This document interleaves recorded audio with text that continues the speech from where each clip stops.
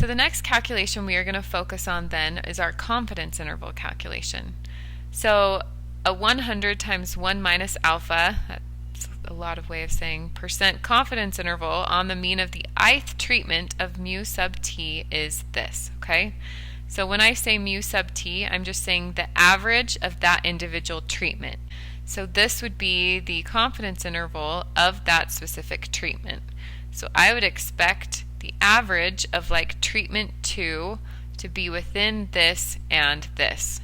So notice this time instead of f values being in our formula, we're going to be using the t statistic. And the reason we use our t statistic now is because we're not comparing multiple populations, right? We're just comparing one treatment and a few different values within that treatment, so we're going to be using the t statistic.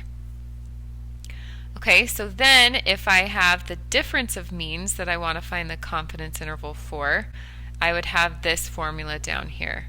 So if you notice, we have a few new terms like this down here that we didn't before, and then we have this right here that's multiplied by 2, but that formula then would give you the confidence interval on the difference of means. Okay, so let's find a confidence interval on this example we did in our previous video. I'm going to find a 95% confidence interval on the mobility score for treatment 2. So here's my table, just to remind you what it looked like. So I have this formula right here.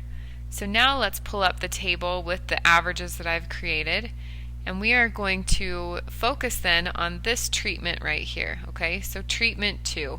I want to find a confidence interval on the average mobility score, meaning a confidence interval to see what the mean should be, okay, or if there's a difference between that mean and this mean. So I'm going to write out first of all what I know.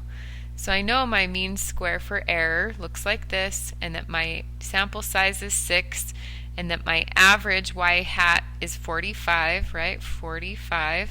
So now really the only thing I am missing that I need to fill in would be my t value. So I'm going to go to the back of the book, and having a t value for a two-sided test, which would be 0.025, right? Because I have a 95% confidence interval, so I divide that value by 2. 0.025 with 15 degrees of freedom, right? A times n minus 1 degrees of freedom there and there. That gives me a t value of 2.131.